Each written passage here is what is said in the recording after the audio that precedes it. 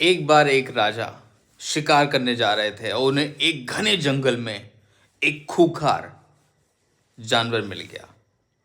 अब उनका सामना उस खूंखार जानवर से था और राजा बिल्कुल अकेले थे। अब आप सोचिए कि वो राजा क्या करते हैं। उन राजा ने एक चीज सोची, क्यों ना मैं अपने पास रखी हुई सोने चांदी के अशर्फियां उस जानवर को दे दूं, तो शायद मुझे छोड़ दे, मुझे ना खाए। उन्होंने अपने सारे जेवर, सारे अशरफियाँ, सारे पैसे उसके सामने डाल दिए। लेकिन उस भेड़िए ने थोड़ा उसको सूंघा और एक कदम और आगे बढ़ा दिया और अपना जब जबड़ा खोला एकदम, तो राजा के तो हक्के पक्के छूट गए। अब इसके बाद सोचने लगे राजा कि ऐसा मैं क्या करूं जिससे मैं इससे बच जाऊं। उन्होंने फिर अपने कर्मों के आधार पर प्रार्थना परमात्मा से, ईश्वर से प्रार्थना की। इसके बाद उनकी एक न चली, भेड़िया एक कदम और आगे बढ़ा। इसके बाद अब राजा सोचने लगे कि ये आखिरी शायद कदम है, अगर इसके बाद अगर मैंने कुछ नहीं किया तो शायद ये भेड़िया मुझे खा ही जाएगा।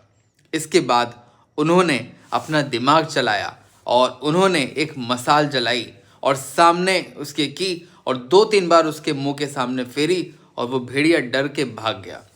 अब आप सोच रहे होंगे क्या भगवान ने उनका साथ नहीं दिया? जी बिल्कुल दिया, लेकिन भगवान ऐसे लोगों का ही साथ देते हैं जो खुद अपनी रक्षा करना चाहते हैं, खुद मार्ग पे चलना चाहते हैं। अगर परमात्मा पहले ही उनको उस शुद्धि बुद्धि दे देते, उन लोगों को उसको पहले ही बता देते राजा को, तो शायद राजा वो अपने ऊपर लदे जो सोने चांदी अशरफी को ही ये समझता है कि मैं ही राजा हूँ। जब राजा ने अपने सारे पैसे फेंक दिए, अपने सारे माला जेवरात फेंक दिए, फिर इसके बाद उसने परमात्मा से जब प्रार्थना की तो परमात्मा ने उसे सुबुद्धि दी और उसके बाद वो भेड़िया वहां से भाग गया। राजा इसके बाद अपने जीवन को बहुत ही सिंपल तरीके से रहने लगा।